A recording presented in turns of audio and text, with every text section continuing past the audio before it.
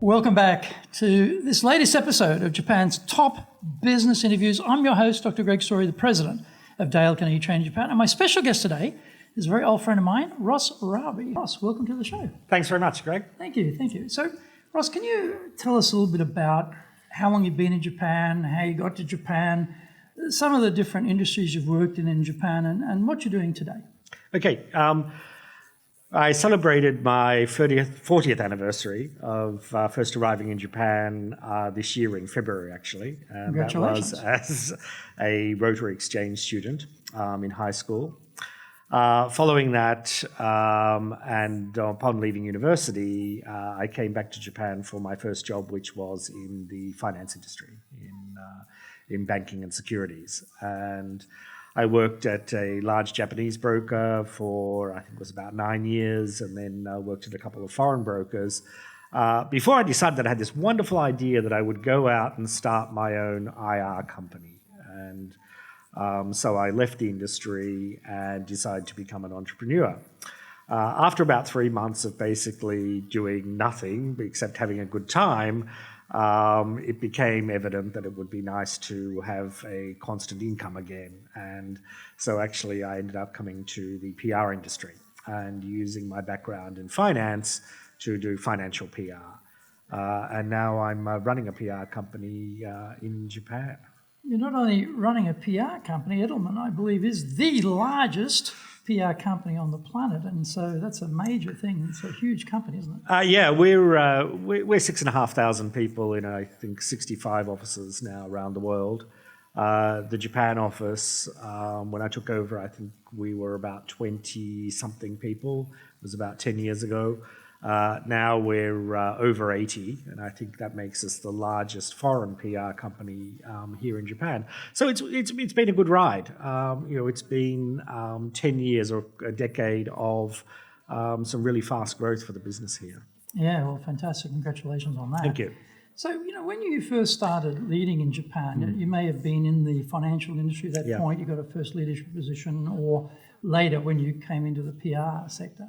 What did strike you at that time when you first started leading Japanese, like, oh, okay, this is a bit challenging or a bit different to what I expected? Yeah, I had an interesting, I think, beginning to leadership in that when I was in my early 30s, I was put in charge of a department in the finance industry at a foreign firm that was making no money whatsoever. In fact, they were losing several $1 million a year. And the brief was, can you make this a profitable business? Which sounds normal enough. The problem was that every single person that was working for me was 10 years or more older than me. And it really, in the beginning, I really didn't understand how important that sort of age hierarchy is in Japan, and more so was in those days. We're talking 20 years ago here. How did that age hierarchy make itself apparent to you when you were put in that leadership role? There were challenges to everything that you did, and I think if you were older than the other employees, there would be a natural assumption that you were that you knew the business better, that you were more qualified to make those decisions. Being 10 years younger than them, I think it almost offended their sense of pride that they were in some way losing some face to be working for someone younger. And at the same time, because it was a loss-making business that had to be turned into a profit-making business, some tough decisions had to be made. And so I think I went through a period of extremely high professional stress as I was learning to cope with, what sometimes was backstabbing and deliberate efforts to undermine. This is backstabbing you, undermining you, their leader. Yes, yeah. And most of it was, driven by the fact that I was someone who was younger was coming in to upset their world. And so, and at the age of 30-something, I don't really think I had the emotional intelligence to be able to understand the degree to which that was impacting the way they saw the world. So when you say backstabbing, and this is what they're going above you to the leaders of the company, saying things about you, that type of thing? What were exactly. they doing? It wasn't. I can't think of the specifics now, but I've recovered. They were undermining decisions that I was making, saying to the leadership that this decision was a bad decision. Thankfully, I had the support of leadership, and after the first year and a half, I had turned the business into a profitable business. Congratulations! Fantastic achievement. But it was my first venture into leading a team in Japan was quite a stressful and frustrating experience. Mm-hmm. And how about your next edition? I think you change industries here. Then you're in the PR area and you're coming into a new area, even though it's financial PR, but still, how soon before you got into a leadership position in the PR sector? Yeah, I think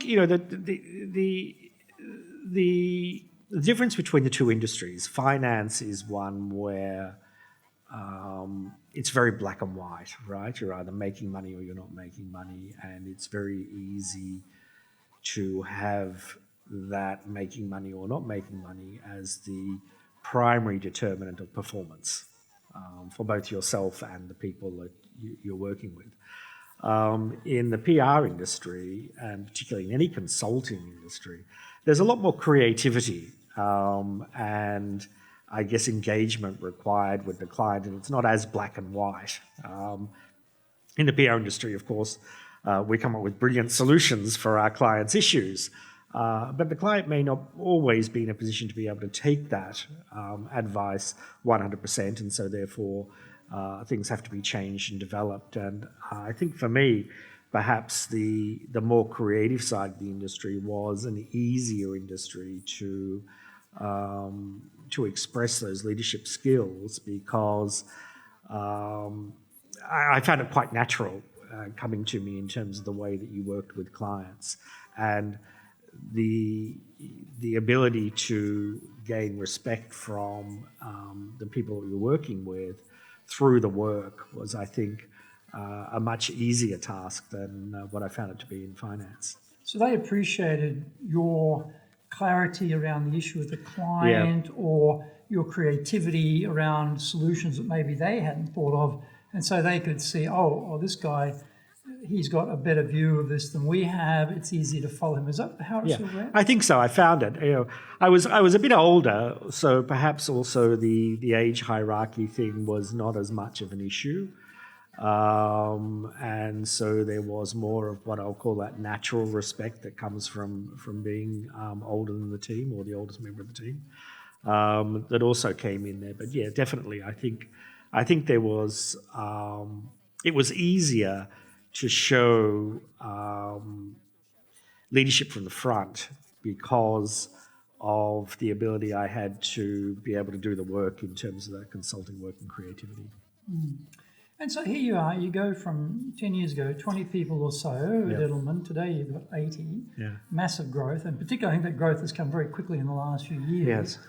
So, scaling up is always obviously a thing we want to do, but from a leadership point of view, it opens up various challenges in that scaling up process. What were some of the things you encountered?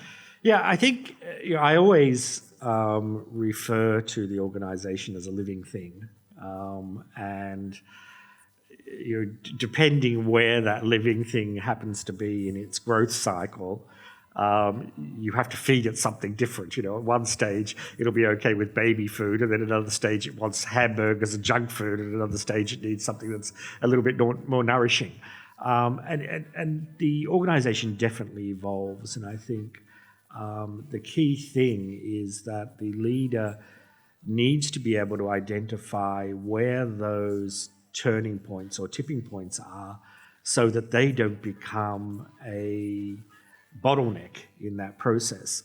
In our early days, I was part of every single pitch we did. I'd sit in the room with the guys and we would hammer out what the creative concept was and how we would attack this particular issue, and I would go and present in the pitch. And at one point, it sort of struck me that I was beginning to become a bottleneck because we were not being able to spend as long on those pitches as what we should be because I had so many that I had to be part of. And so at one stage, I just said, okay, I'm not going to be part of these pitches anymore, and took a step back. And we lost 15 pitches in a row. And by pitch number 8, I'm sitting there thinking, oh God, we lost another one. I've got to step in. No, I can't step in. I can't step in. And there was this constant sort of battle going on inside me as to whether I should be stepping in or just sticking to my guns and staying out. And in the end, I ended up staying out. And I think while it did take some time, the team ended up being stronger as a result of that. Nowadays they rarely invite me to a pitch, which is the other way. So I think you constantly need to be looking at the organisation, the needs of the organisation, and the growth and development needs of the people in the organisation, and taking that constant sort of what can I call it, delegation type process. We're just going through it again right now, where at 80 people, I find I just can't have enough information about the business in order to make the decisions that I was making, and so we're going through a process now of installing a COO who will take off a lot of the operational decisions that I've been making.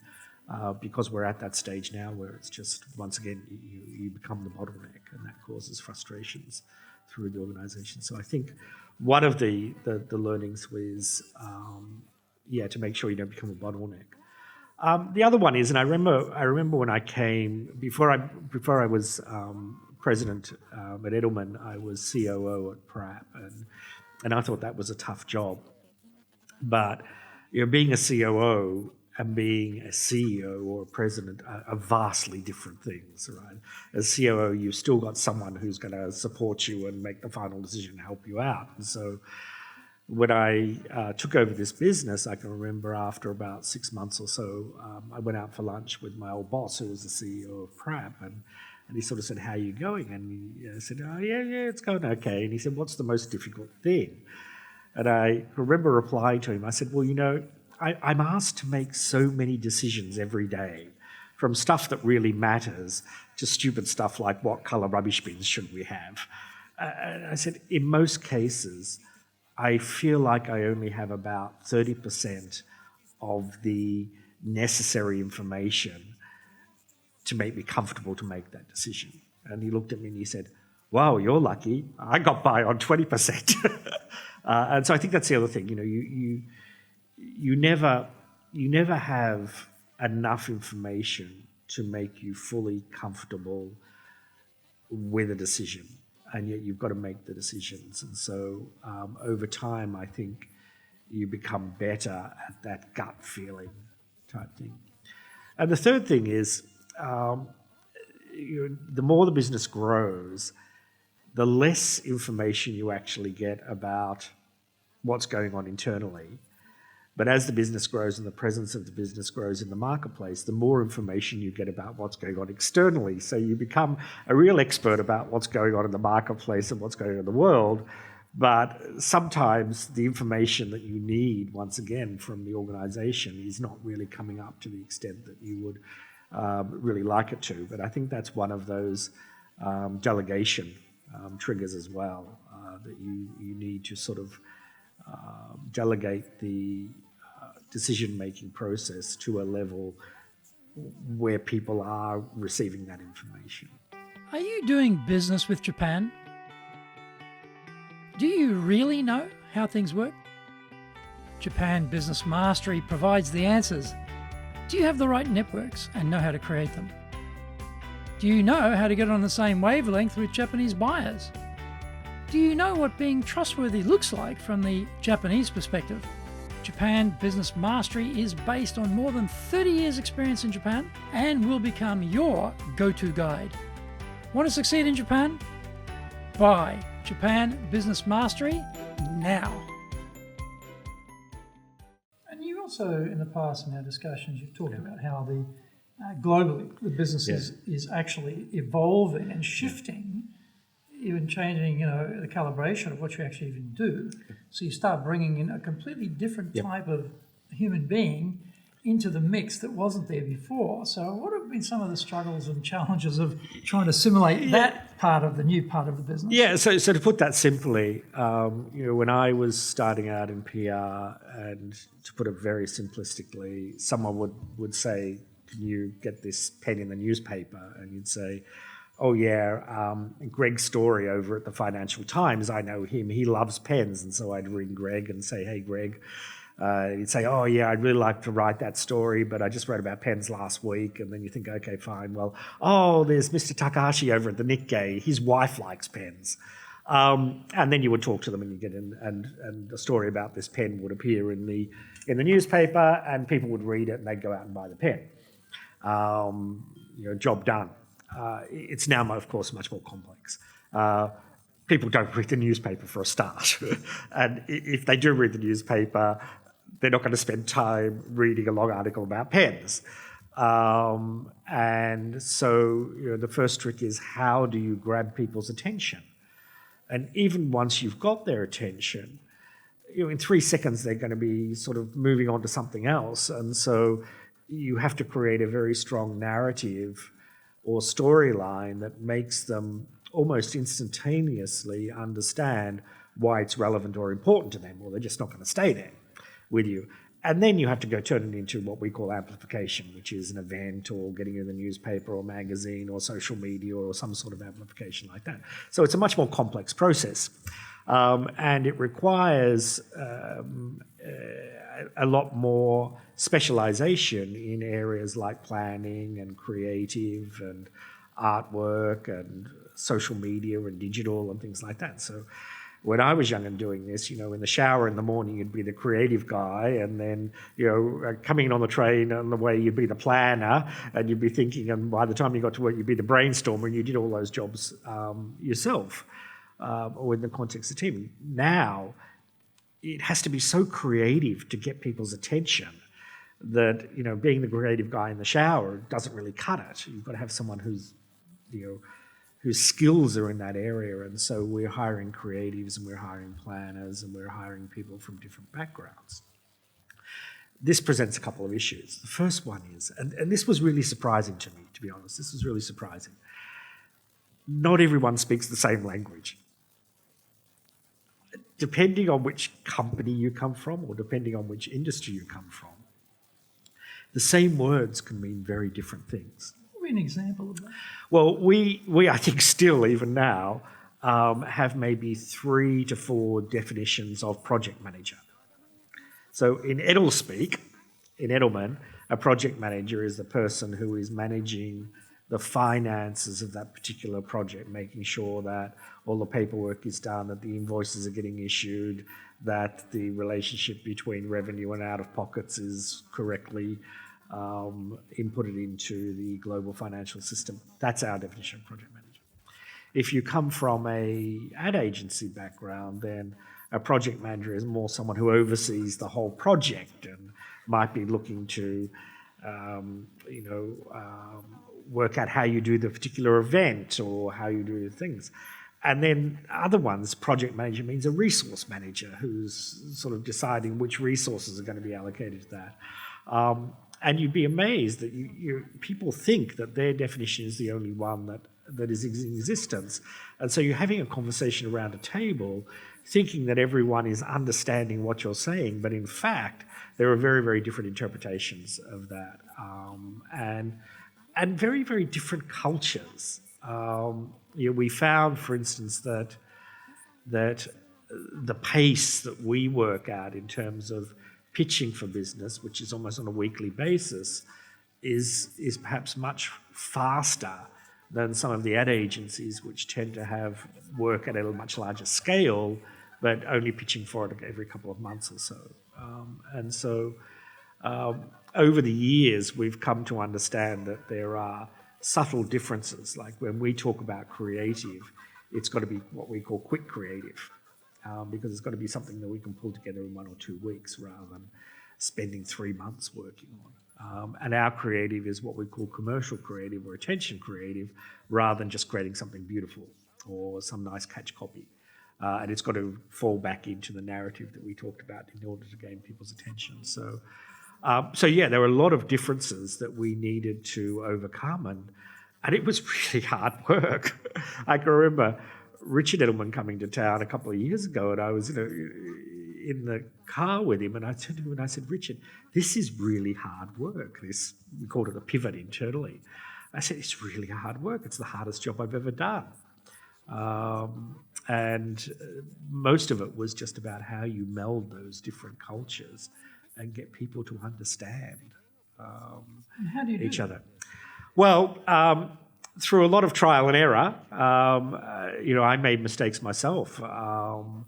And I can remember once in a meeting saying something like, "We're a PR company, come on, everyone needs to be able to have writing skills." And of course, everyone we'd hired from an ad agency where they don't teach those writing skills like in a PR company got quite upset at that. And so, I made a deliberate process whenever I made a mistake like that of standing up in front of everyone and apologising and making the point that... How did you know you'd made a mistake? Because I had people in my office telling me I made a mistake. Instant feedback. In most cases, instant feedback. I think the process of, as the leader, standing up in front of everyone saying, what I said, to me was a natural way of looking at the world, but there's another way of looking at the world, and we're only going to do this job right and get it right if we are able to view the world from the other person's way of looking at things. And just trying to understand the creatives, people who are creative can take a very different view of the world. And I can remember when I was in finance, we always used to wear long sleeve shirts and ties and jackets. And I was looking out, and a couple of our creatives went and they had some wild haircuts, and one was in a pair of shorts, and one was wearing flip flops and all sorts of things like that. And I was sitting there thinking, I've become very tolerant. But I think it's a lot about embracing that diversity, finding ways to get people to speak that common language, and you can't force that. It needs to be through a process of really intense discussions.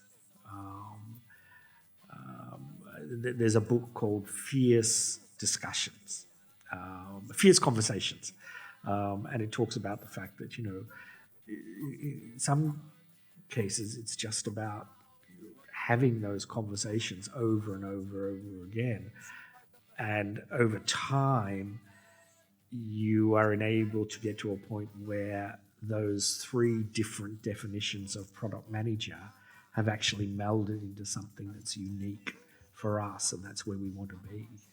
What about generationally too? Because I think you probably have a reasonable young crew in your 80 people, and so managing different age demographics, have you found much of a challenge in that area?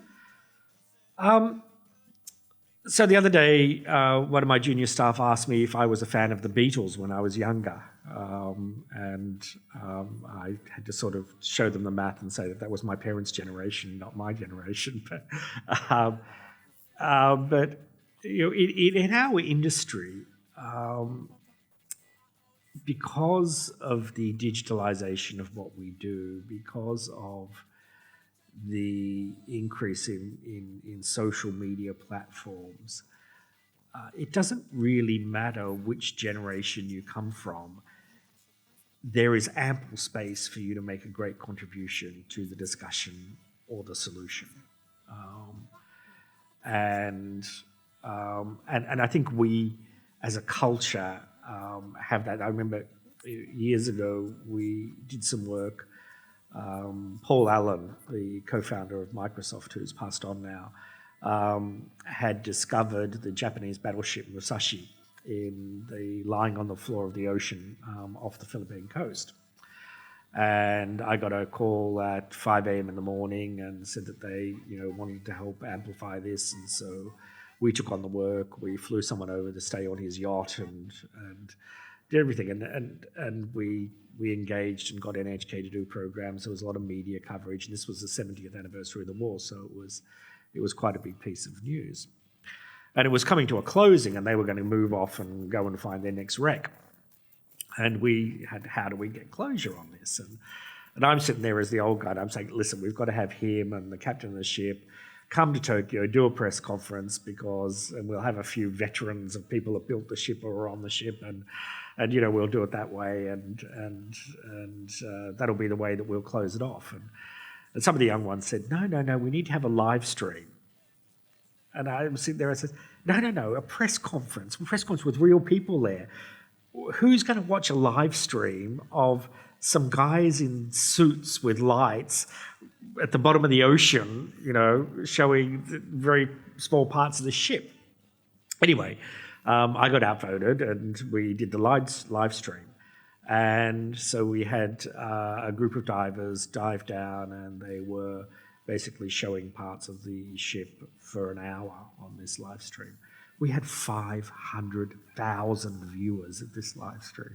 I mean, the press conference, we would have got maybe 100, the media, admittedly the reach, but NHK borrowed from the live stream. And so it's just an illustration of, being the guy who has the most experience in the room doesn't necessarily mean you're the guy who has the best idea in our industry. And so that generational thing, I think, is perhaps a little bit alleviated. But where it shows the most, I think, is in expectations.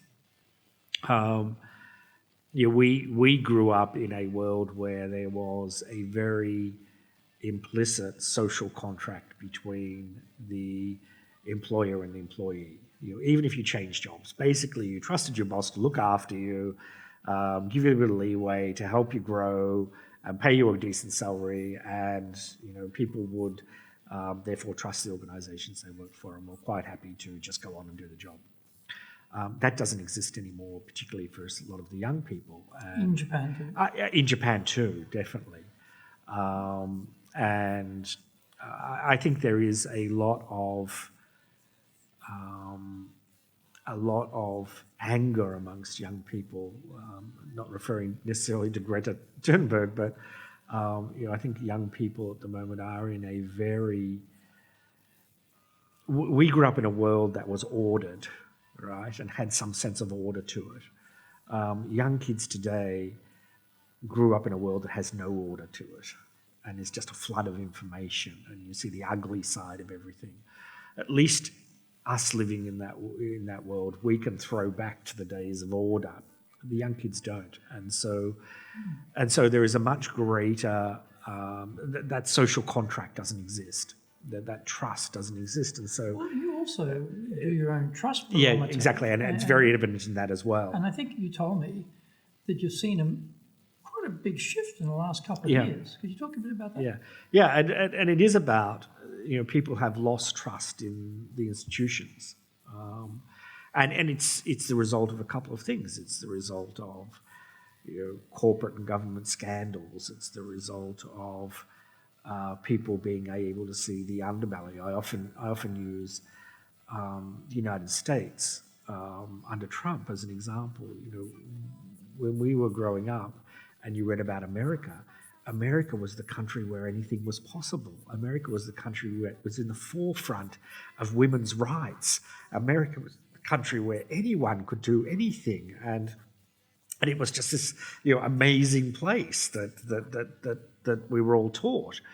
And then suddenly the internet comes along, and we learn that America doesn't have equal pay for men and women. I mean, that just shocked me when I learned that a couple of years ago. I said, but this is the country that was at the forefront of women's rights. That there are real issues with racial prejudice.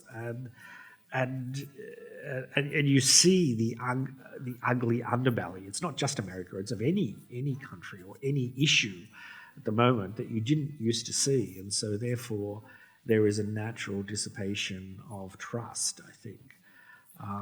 And so people have a demand, and coming back to the younger employees have a much greater need to understand everything that's going on in that organisation, why decisions are being made, how decisions are being made. They want things like remote work. They want to be part of that process.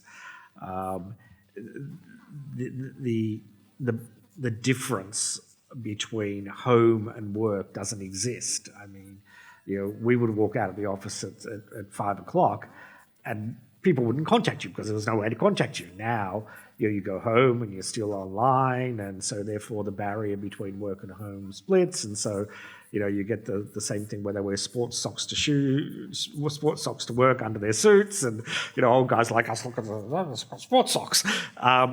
And so you've seen that sort of gradual breaking down, and I think that raises a much higher expectation amongst the younger generation for information, as I said, on why decisions are being made, how they're being made, and the degree to which those individuals can be part of that decision-making process. And that's not easy for people like us, right? And how do you bridge that? What do you physically do to explain to them why we're doing this, how the decision was made? How do you communicate all that? Yeah, I'll be honest with you. I think for us it's definitely a work in progress because there's no common, what can I call, benchmark. So you're struggling to close a gap of people. I have no idea intrinsically as to how much information they want, because I grew up in a world where I didn't need that information. I was quite happy without that information. And so it needs to be a discursive process. I do regular lunches with the juniors. We don't particularly have an agenda. It's just, raise anything you want. And we've talked about a number of issues. One example was we had a discussion the other day about mental health. I made the comment that the stress levels amongst young kids these days must be much higher than when I was in my early 20s, because I'd walk out of the office at 5:30 and that was it until the next day I came in. And it came about that they do feel a much greater sense of stress just for the fact that they have to be always on. We might have a policy of not calling people, and they may not get called, but just the fact that they might get called is a source of stress. And that sometimes it just gets too much for them. And it's like they've caught a cold. It's not bad enough for them to take a full day off, but they really don't want to go to the office. But they have to go to the office because it's not really enough to take a sick day. So we took this on board and we introduced what we call wellness days. And so people can now take a wellness day, which effectively is a day just to sort of take a step back. It's like you've caught a cold, whereas in a cold there's symptoms that people can see, and it's easy to take a day off with when people are feeling psychologically burdened or mentally in a sense of stress or frustration. It's not easy for them to take that day off unless you have something like a wellness day, because the symptoms aren't as evident to people around them. So by having these discussions with the juniors and people, and making sure that you pick up on those things and instigate them relatively quickly, I think is the way to sort of bring them in and give them some participation in the way that the company is reflecting. It's a battle, right? It's not a democracy either, right? It's not a democracy. We're not going to allow everyone to vote on every single issue. But at the same time, you need to be able to, and some of those things that will be brought up will be just impossible to implement from a commercial perspective. But there is, I think it first starts with the recognition that there is that demand for that, and then figuring out the way, and it will be different, I think, for every leader and different for every company and different for industries as to how they go forward and implement that. And so, the interesting thing there is that they're bringing these subjects up to you. That implies that they trust you enough to raise these issues, which I think is a good indicator of trust. Does the mere fact that they raise them? Or do you feel that you're not really getting to the depth of it, you're just getting a little bit of a superficial element there? I fear that I'm just getting a superficial element. I think there's probably a lot more out there. And we have a 3-monthly employee survey that we do. Is that a satisfaction or engagement survey? It's an engagement survey. Yeah, it's an engagement survey. And it uses AI to analyse the results, and so we sort of get areas where we can sort of address different issues. I think that's been both positive and disappointing. I mean, in the first round, we got this rousing call for remote work, and so we implemented a remote work program. And I think in the first 2 months we had 2 people take it, and it's happened in the second round as well. You've got all these people say, "Oh, we want this," and then you've got out and implemented it, and the actual uptake on it hasn't been that significant. So maybe that is saying that it's not really those big issues that are the ones that are making the difference, but those are the big issues that are being highlighted. And you need to go through a conversational or discursive process to really understand what are the issues that people are really concerned about. And so for things like Mental Health Day, are people actually taking the day? Because they're embracing it. And I think on remote work too, we've done a lot of work promoting it and saying it's okay to take it. Please do take it. So how do you promote it? We did a couple of things. The first thing was, a lot of the feedback we got was, I want to take a remote work day. It was very Japanese. I want to take a remote work day, but the atmosphere around me isn't one that I can take it. Atmosphere of the work group? Of the work group. So, this atmosphere, kuki, is something that I'm actually researching myself at the moment by reading a couple of books. But so that really took me to stand up there and say, it's there, take it. We want you to take it. And you need to go to a point where people feel comfortable that taking it is not in some way going to lead their colleagues to think that they are copping out or getting extra holidays or something like that. And slackers. And it was part of it was also, I think, having a framework which clearly pointed out that this is not a day off, right? This is remote work, so you need to answer within 30 minutes if someone sends you a text message over the internal, we use Microsoft Teams system, that people need to be available on the phone, that they need to be going to meetings and things like that. So I think that was one part of it. I think people are a little bit more comfortable with that now, that it's not a holiday, that people recognise that you are working.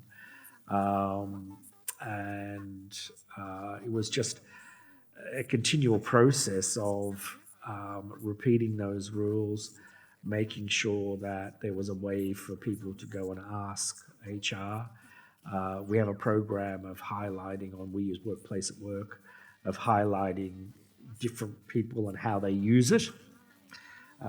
So, for instance, we've got one guy who has a commute of 1.5 hours. So he's waking up at the same time because he doesn't have to commute. He starts his work 1.5 hours early. And that means that he finishes 1.5 hours early, and he's got time to play with his kids when they come home from school. So, a great way to use remote work. And through that process, we've had some posters put up. We've got our creatives to work on some posters and things like that. So it actually took a lot of work to get people to adopt something that they all asked for. Which, And do you then see a trend of the engagement scores improving as a result of this? it's early days yet. Or is it just moving Yeah, feast here? it's just moving. It's something else. And the interesting thing is, Japan and Korea always seem to be the lowest on these scores globally, yet we also have the lowest turnover rates. And does America headquarters get that? I don't think so. I get sort of, beaten up by my boss quite often saying, you're the lowest scores amongst 65 officers. And I know that's the case. We've talked a lot about this, that in these surveys, Japan tends to rank very, very lowly. And in our trust barometer, actually, we have, and also knowing some work by, I think you might have interviewed Dom Carter. Dom Carter did some work. Yes. And it's about a 1.3 difference. So a 5 in Japan is a 7 or an 8 in the US. And it's a 9 or a 10 in India. In India, or Brazil exactly. Or something, in Brazil or something. So I do think there are some cultural differences in this.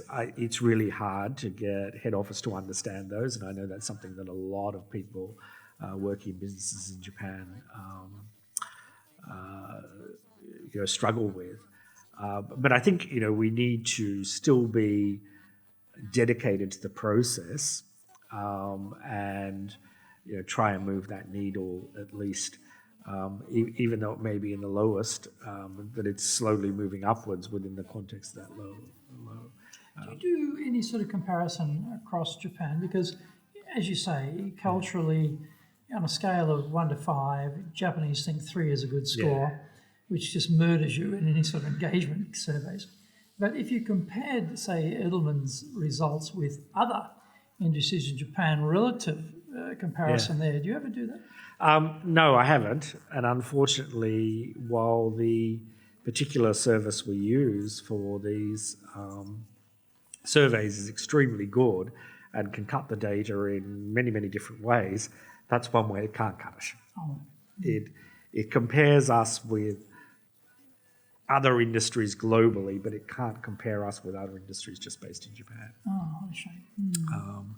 Which I think would be, a saviour for many people, because you hear so often that Japan is the lowest or the second lowest or the third lowest in the global employee satisfaction score, and yet it usually has the lowest turnover too.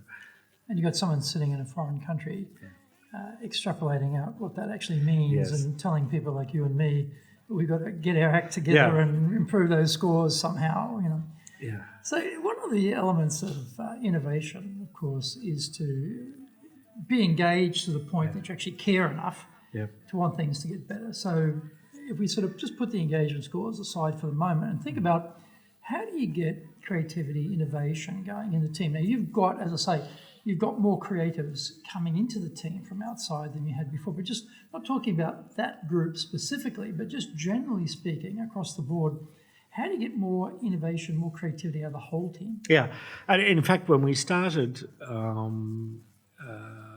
bringing creatives into the business, there was, for some time, a perception that everything creative went to the creatives. And it wasn't my job anymore.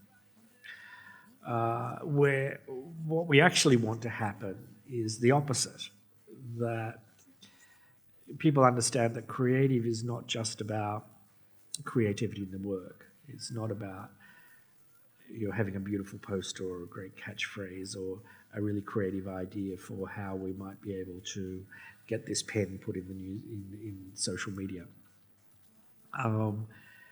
It's creativity about process. It's creativity about the way we do things. It's creativity on a broad scale, and that everyone needs to be responsible for that creativity. And how do you communicate that so that people understand? I have not actually been relieved of my contribution from the creative, innovative area just because a whole bunch of, flip-flop, short-wearing, raggedy haircut types that run around the office, and now I still have my role. How do you actually get people to understand that? I think it's two parts. And I think this is the same for any sort of communications. Maybe it's three parts. You first of all have to highlight the urgency or the emergency, right? People generally won't change unless they believe that there is an urgent or some present danger that means that change is necessary. And it's how you articulate that. And for us, it is really the fact that the world is changing. The major distribution channel for our industry, the media, has gone through such significant disruption the world over, including Japan, that our business is just not the same as what it was 10 years ago. And so there's a sense of urgency that we need to be thinking about different ways of engaging with the media and getting that creativity. So it's that part. It's then repeating the message. Our own trust barometer tells us that in Japan, the average person, adult, has to hear the same message 8 times through different medium and platforms in order for it to sort of drop, the penny to drop. The only place that's higher is the UK, which is 8 to 10 times. So it is, the Japanese are quite an unbelieving nation when it comes. They're very cynical, okay, and skeptical and cynical, and so you need to be repeating that message over and over again. And the third one is, I think, highlighting success when it happens, and it's a long process. And there's a flip side to that too. When we ask people to step out of their comfort zone, put their head above the parapet, raise their hand, take some responsibility, add some creativity, sponsor a project or whatever, and then it doesn't quite work out, or there are mistakes, and you start belting people for the mistakes, then the creativity process just basically drops. Killed right there. It's killed right there. So how do you balance out that thing of Japan, which is a no-mistake zone, with the messy process of innovation and creativity to encourage people to take a risk? I think it's just deciding, not... Everyone says, have a culture in which it's okay to make mistakes. I'm not quite sure that really defines it in the most commercial way that a lot of CEOs would want it.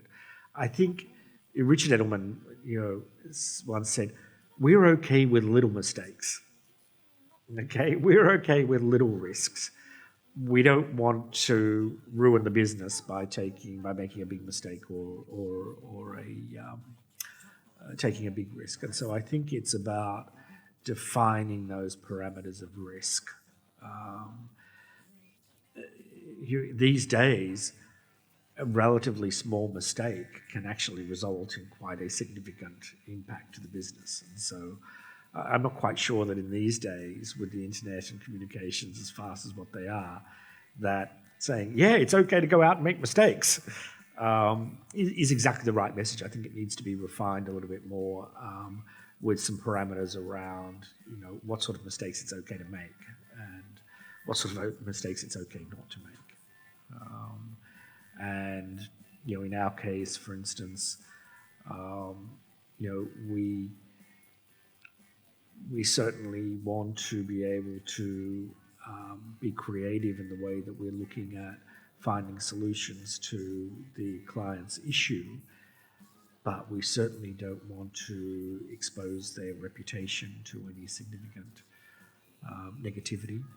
We want to make sure that what we do is compliant in both a legal and a comfort sense. So, there are some mistakes we just don't want people to make. And we talked about the trust barometer, and we talked about trust in general terms before, but as a leader, how do you personally gain the trust of the team? I think that has become so much more complex over the past 3 to 4 years.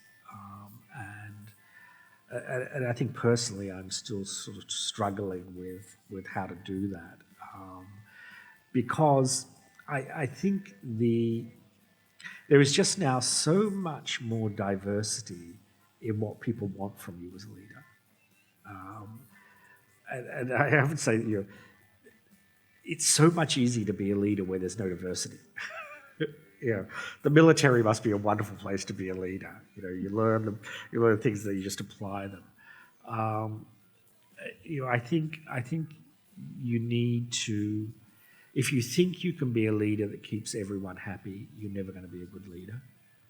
I think you need to make sure that there is consistency, and that is hard because while you may think it's consistent in your own mind, you've got so many different views of that at the moment that making sure that everyone understands that there is consistency in what's happening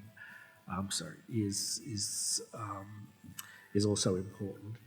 And I think it's also trying to understand the demand or the extent of the demands for those things we talked about for some of the younger generation, like the need to participate in decision making, the need for greater transparency on why things happen, while at the same time still trying to run a profitable business going forward. It's not easy for me. I think it is always, as I said, the organisation is a living thing, and I think leadership has to constantly evolve with that, and it's a constant journey. And I think you're always, as a leader, challenged by which is the right path to be going down next, and perhaps the key is just constantly having that realisation and being able to go down one path, realise, oops, that's a mistake, and come back and be able to go down another path rather quickly. I think it's a combination of both the creative communication skills, in other words, by showing people, and the perhaps written or spoken communication skills, and most people are not very good and not good at both. They're either good at the show and tell, or they're better at better at the show than the tell, or the other way around. So I think it's also understanding what your weaknesses are and having the courage to be able to address those in an ever-changing world. Because at times you just think, God, it wasn't like that when I was young. I mean, seriously? But it is the pace of change is so fast, and the way it is impacting things like people's expectations on transparency, trust, and things like that. Even in the last 2 years have changed significantly. And so just keeping up with it all can be a challenge. If you want to be successful as a leader, do the Leadership Training for Managers course. All companies need people who can both manage and lead. Leading people screams out for real skills in communication, dealing with all different types of people, being excellent at innovation, planning, delegation, handling mistakes, doing performance reviews really well, and inspiring and motivating the team. Do the Leadership Training for Managers course now in either Japanese or English. So I'll ask you a number of questions so far about leadership. Yeah. Are there any questions I should have asked about leadership which we haven't covered? I think leadership is also it's a constant learning process, and I think it's like when you graduate from university and you think, I won't have to study for any. It's not that. I think you need to be constantly on top of what's going on in the world, and the way I do it is I tend to decide on a particular theme that I want to make as my research theme for a month, and I'll read 3 or 4 different books, or talk to people about that thing. So my one for February is this Japanese concept of kuki. What does that mean? and how does it fit into the Japanese psyche. So I've got 3 or 4 books that I'll read on that. Which I find interesting because this is like your 40th anniversary Yeah. of Japan, and Yeah. here you are, Yeah. by any stretch, legitimate expert on Japan. You've been living here 30 continuously. How many years altogether now? 30. Yeah, 37. 37, yeah. right? And yet, you are going out reading 4 books on Kuki to understand the atmospherics of a Japanese point of view. I think that's remarkable. Yeah, well, I think, you just come along, wow, that's really something that's quite interesting. And I was reading the book this morning, and it was saying that, Kuki is an intangible thing, right? And yet you will see Japanese, それをやれる空気じゃなかった so they're actually, their decision-making process is being influenced by something that is just so intangible and not logical. And yet they feel, quite sort of constricted by that in the freedom they have to make decisions. Yeah. And it's a really interesting concept in that sense. That's what I mean, I think, in leadership. You might think you understand the concept of Kuki after 37 years, but, you started reading one book yesterday over the weekend, and already I've learned something, that was, wow, yeah, that's true. That probably I knew, but it just helps sort of solidify it. So I think, that constant learning process and curiosity about the world around you is something. It's certainly something that's essential for our business in PR, but I think it's also something that is becoming more and more essential of leadership. What else? What else? If there is anything else, what else? I haven't talked about. Oh, I think there could be multiple things. I think in the Japanese context, there's the question of. So I think that there is a very different leadership style for Japan, or a very different management style, than in the West. And as the leader of a Western business in Japan, what's the ratio there? Okay, so there's this concept in Japan, or what the West calls Japan's consensus-based decision-making process, and that sounds very easy to understand, but in fact it's quite complex because if a Westerner comes out of a meeting with a group of Westerners and you say, how did the meeting go? And they say, oh, it went really well. I was really able to bring them over. It's that process of bringing them over to a certain way of thinking. So everyone around the table comes to a consensus that of the 5 options they had on the table, that option 3 is the best one, and everyone agrees with that, and here we move forward. That's not consensus in a Japanese sense, right? Consensus in a Japanese sense is that a little bit of everyone's idea is taken and included in the final solution, so that everyone feels that they've been part of the final solution. And that's very different from consensus. And so when Japanese come out of a meeting and you say, was it a successful meeting, they say something like, "Hai, matomarimashita."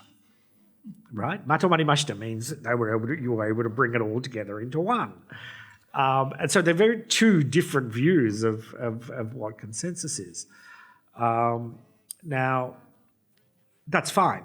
Okay, so, but the Japanese one maintains that everyone has to have a say, and everyone has to have an opinion, and everyone's opinion has to be reflected.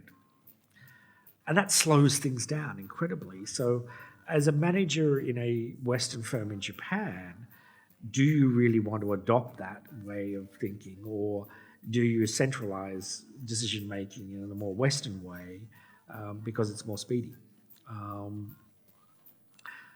In our case, in the early days, we centralized it, and I just said, I'm not going to take any of that rubbish because that just slows down things so much. But you need to understand it, right?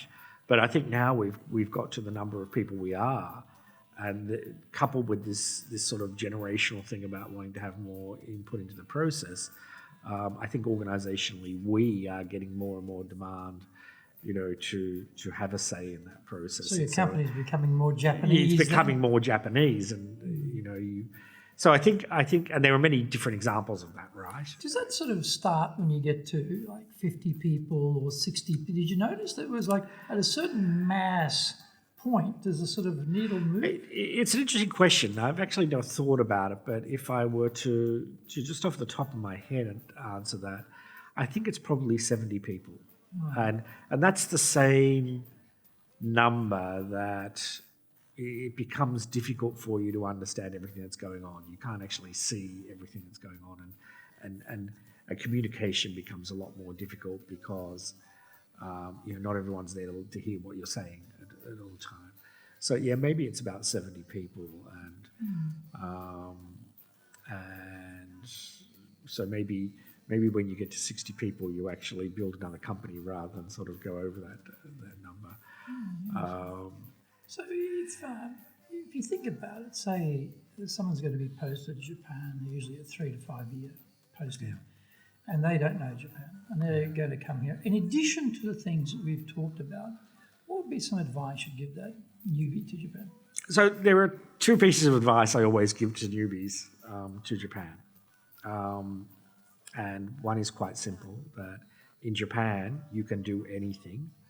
It's just that it will end up taking twice as much time and end up costing you twice as much money. So don't get frustrated.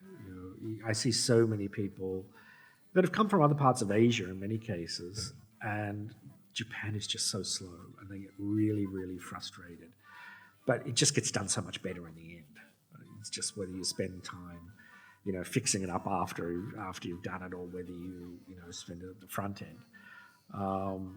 But it does become a big frustration for some people. And I think in Japan, if you're someone who's used to being in control and you're that sort of manager, you're probably going to have a real hard time in Japan, because most of it's not black or white. It's some funny grey colour that might appeal to be white sometimes and black others. But if you're not someone who can just roll with the punches and understand the grey, then generally, from my experience, I see that those people have a hard time and they tend to sort of want to go back home after a year. The second one is, and this was said to me by a very famous Japanese CEO at the time when I was in my 20s, and he said to me, "Ross, if you want to be successful in business in Japan, you must always remember the 3 Ps." And I said, "Well, what are the 3 Ps?" And he said, "It's patience, persistence, and politeness. That you need to be patient, but you need to be persistent." I think one thing a lot of Western managers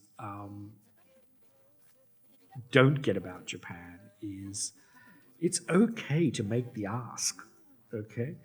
And even to a greater extent than it is in some Western societies, Japan has this concept of onegai shimasu, right? Onegai shimasu is said how many times a day by the average Japanese. It's okay to make the ask. And some Westerns feel uncomfortable about making the ask. But I think in Japan, they'll just say no. And then you ask them again. And they might say no, but it's a very rare Japanese that will say no to you 3 times. And so that persistence, I think, is also a very good rule. It's okay to make the ask.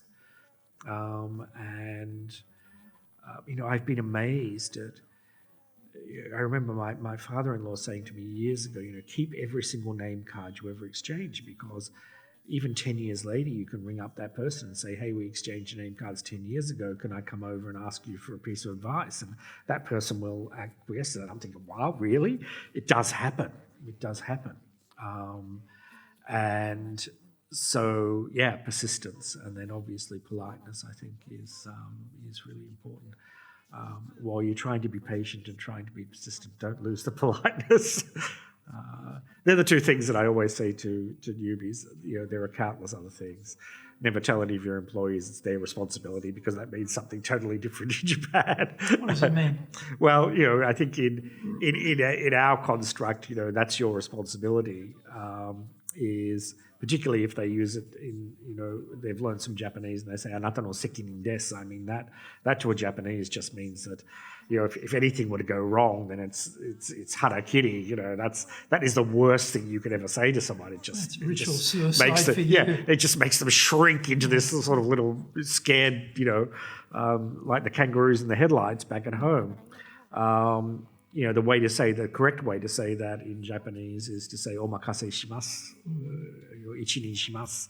I'll leave it up to you, rather than using that word responsibility, because that tends to scare people. And there are a lot of sort of turns of phrase like that we all sort of learn, in our early days. That "can I have a word with you" is not actually "chotto hanashi ga aru ndakedo," because that actually scares and terrifies people. I'm going to get fired. Yes, exactly. "Chotto soudan ga aru n desu kedo," and all these. Yes, I'd like to consult with you. All these little things. Once again, I think it's roll with the punches. It is a very, very different culture. I think, I don't know whether you'd agree with me, but I've been here doing this so long in this culture now, I doubt I could be a manager or a leader in Australia. I think it's so different. It's so different that I think I would struggle. People would be saying, "God, make a decision." I don't know. I think it would just be a terrifying experience. Well, hopefully you won't have to have that problem. Yes, hopefully. But thank you very much. Thanks very much, Ross. Greg. That was a great talk. Thanks. Well, what a great exploration of the really inner workings of Japan today. And I'd like to really thank Ross Rowbury. And we look forward to you joining us on our next edition of Japan's Top Business Interviews.